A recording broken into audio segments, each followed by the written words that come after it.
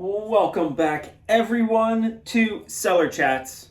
It's me, Chris, in the cellar at Second Glass, and we're talking about this week's weekly flights at Second Glass and continuing our March focus of the future is female with all female winemakers and owners.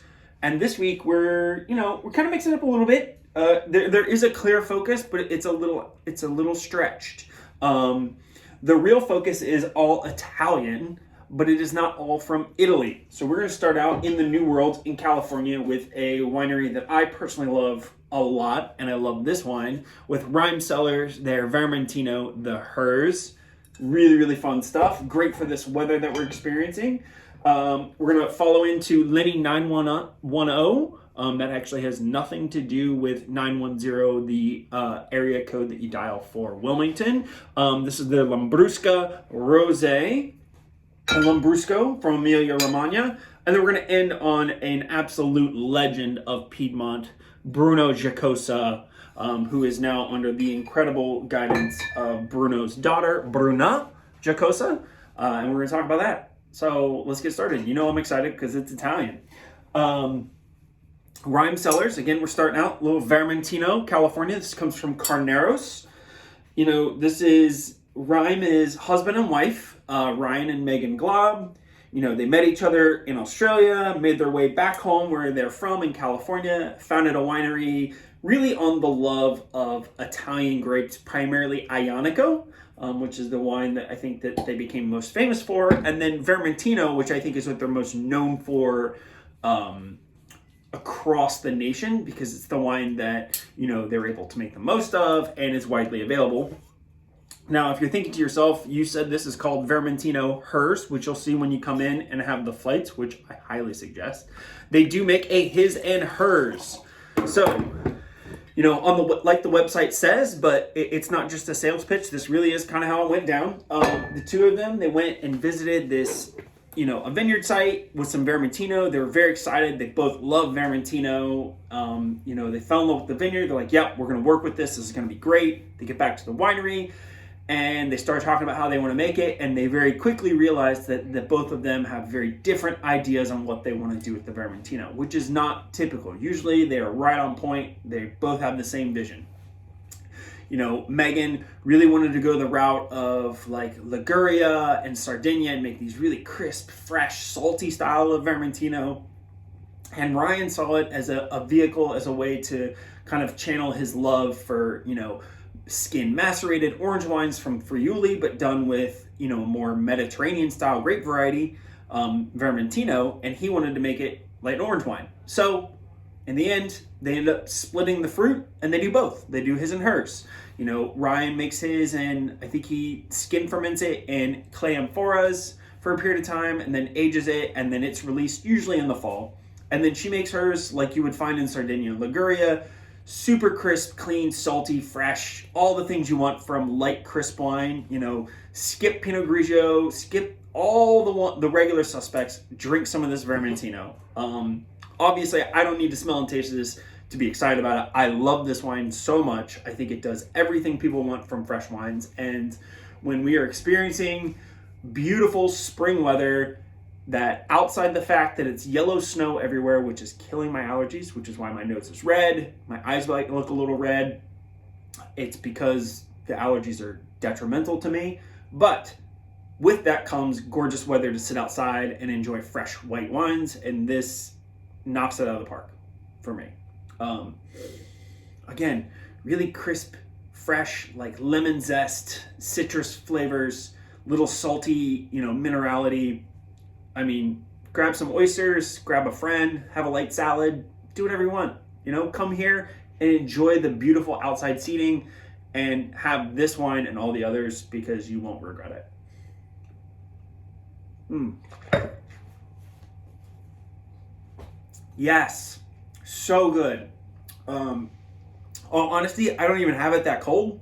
The wine just came in. We haven't put it on in the fridge yet to be ready for tonight's service. So it's not super cold, but to me, when you taste a white wine that's not super cold and it still tastes great, that's the sign of great quality. You can hide a lot of flaws in things that are extra cold. Just keep that in mind.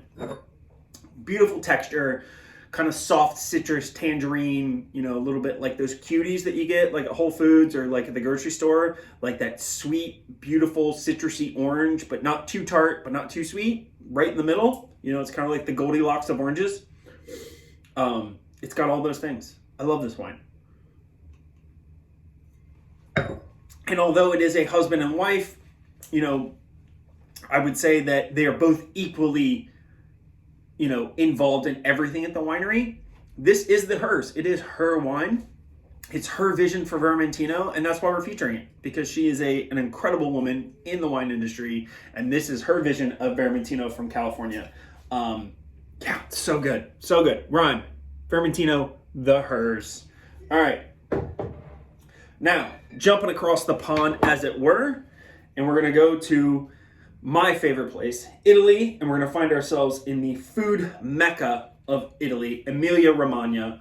And considering the fact that there are more DOP designated areas of production for foods and everything else, and it is really kind of the Mecca of fine dining, elevated food of Italy, not a lot of people give them enough credit for the really super tasty food-friendly wines that they make. So, and part of that is to do with a lot of things, but mostly the main wine here in the region is Lambrusco. Again, this is Linny 910.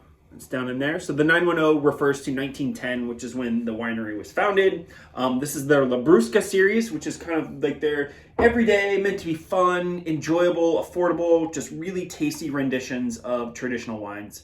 Lambrusco got a really bad rap in like the late 80s and 90s with like the cheap bottom shelf grocery store, overly sweet bulk made wine. And it's still available. It's still out there. But for the Emilia Romagna region, Lambrusco is so important. It pairs with everything that comes from there. We're talking prosciutto di Parma. We're talking Parmigiano Reggiano. We're talking balsamico, aceto balsamic vinegar, very aged vinegars. I mean, the list goes on. This is the wine that you want to have with all those foods for a good reason. It's fresh, it's vibrant, it's delicious, it's got bubbles. What else do you need to know? Oh, maybe that it's an incredible family behind this wine. So kind of the face of the winery is Alicia Lini, along with her two brothers, whom their names escape me, but I'm going to get them in a minute, Fabio and Massimo. So they are the three heads of the winery taking over. They're the fourth generation to be in charge of the winery. And, they're all fairly involved. I think Fabio and Massimo are a little more involved in the vineyards and in the winemaking, but Alicia is part of that as well. And she's really, kind of pushed the winery to the forefront and making it be more well-known on the international scale and across the board. I fell in love with these wines, I don't know, maybe 6 years ago. And I just thought that they were so good, and it was so exciting to drink Lambrusco and show somebody something that they thought tasted like one thing and really tastes completely different. So this is their Lambrusca Rose. So from the very traditional varieties. So in Emilia Romagna, there are, I think, something to the tune of like 10 or 12 different Lambrusco grapes. So Lambrusco is a place. It's also a grape, but there's a bunch of different ones. And this comes from Salamino, which, if I remember correctly, I could be very wrong, it's kind of the middle ground. Some of them are more tannic, some of them are lighter and fresher, more aromatic. The Salamino kind of falls in the middle ground. It's got those darker tones, but it's not too heavy and too tannic, which makes it great for rosé, makes it great for a rosso, for easy drinking rossos. This is all made Charmant method. Now, as you guys saw when I poured it in the glass, hopefully you saw it, this is sparkling. And you might be thinking, why didn't we start with the sparkling? Well, to be totally honest, this has way more structure and depth to it than the Vermentino. So pouring it before the Vermentino would honestly make that wine fall flat. Which is why you're going to enjoy a nice little palate cleansing aperitif style wine right in the middle. So going back to what I said before, Alicia, she is the head, she is the face, she's an incredible woman doing amazing things for a region that has been overlooked for far too long. And these wines go great with food. Can you imagine that? Oh, wow. That is... It's been a while since I had this wine. It is so pretty on the nose. I mean, look at that gorgeous color. That is everything I want in the world. I mean, it goes without saying that you come in, grab the flights, and order some food. But this lineup in particular really calls for some shellfish or oysters. I don't know what they have going on right now. We're getting close to the end of wild harvest oyster season. But, you know, farm oysters are still a thing. Maybe a little crudo. They had a great crudo on here for a little while. And a charcuterie board. I mean, these wines, cured meats, cheeses, olives, and some nuts. This is your flight for that. And nothing else. Who needs anything else? Beautiful weather, a great charcuterie board, maybe a little, like, delicious, raw, fresh seafood, and this wine flight. Done. I'm out now. I'm going to go do that now.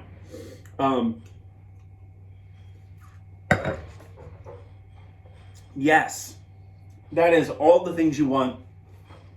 Let's just take the idea of Lambrusco out of the story here.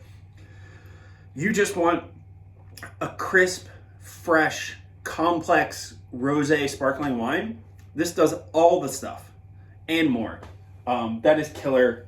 I'm so glad that we did this. It's been so long since I had it. I'm very happy to be tasting it again. Again, Lenny 910 Lambrusco Rose. Get some of that because it's killer. All right, now we're moving into a very legendary producer, Bruno Jocosa. You know, there's a handful of really great names throughout Piedmont, Barolo and Barbaresco, that are really synonymous with history, quality, and the entire region, and, you know, have really just been champions forever. Bruno Jocosa is on the short list of the most impactful, most incredible, and, you know, historically one of the most consistent. You know, some of the really great names across the board that I love and a lot of wine people love, the Giacomo Conternos and things like that, like, those wines have always been great, but they've not always been respected the way that maybe they are now. Bruno Jocosa kind of is an exception to that rule, where Bruno himself and his wines have always been, you know, lauded as being great across the board, and they've stuck to that for years and years and years. Now, unfortunately, Bruno, you know, passed away in 2018. But he left the winery in the very capable hands of his daughter, Bruna. That's with an A, not an O. Bruna Jocosa, who, you know, grew up watching her father do all of these amazing things, you know, working alongside Bruno's protege and the head enologist, and Dante Scaglione is the head of winemaking and everything here. And from everything that we can see and everyone would expect, Bruna has every intention of carrying on her father's legacy, history, and continuing to, you know, put out incredible wines that not only taste great now, will taste great in 20 years and will continue to be relevant. So, so excited to see that. And, you know, I think I said this before when we did the last Italian one. It's so incredible to see all of the amazing historic estates throughout Italy, particularly, that are being passed down to the next generation, which happens to be female. It's a beautiful thing to see. It's really great to see, and I love what's being done and all of it that's happening. It just gets me excited to see all of these guys making great wine. So let's taste this wine. Barbera di Alba. I love Barbera. It could be one of my favorite grapes. And Bruno Jocosa historically has been one of the greatest producers of it. This all comes from, if I'm not mistaken, I believe it all comes from their Barbaresco plantings. No, sorry. It's all from Serralunga, so in Barolo. Oh, spicy, wild, fresh red crushed berries.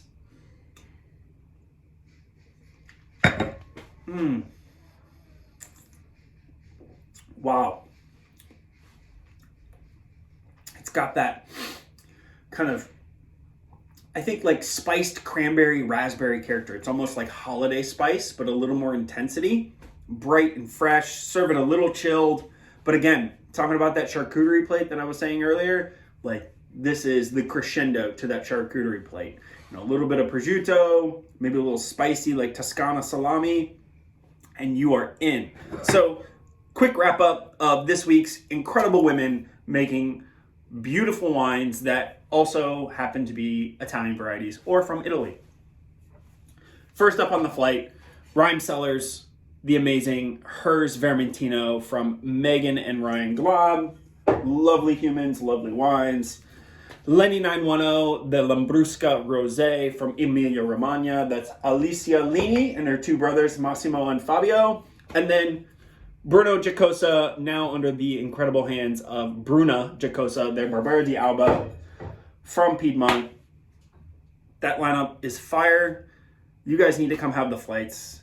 Enjoy this beautiful, beautiful weather. And hopefully you don't suffer from allergies like me, which means you can be outside and not be miserable. Till next time, be safe, drink great wine, and, care for others. Be good people. It's good for everyone.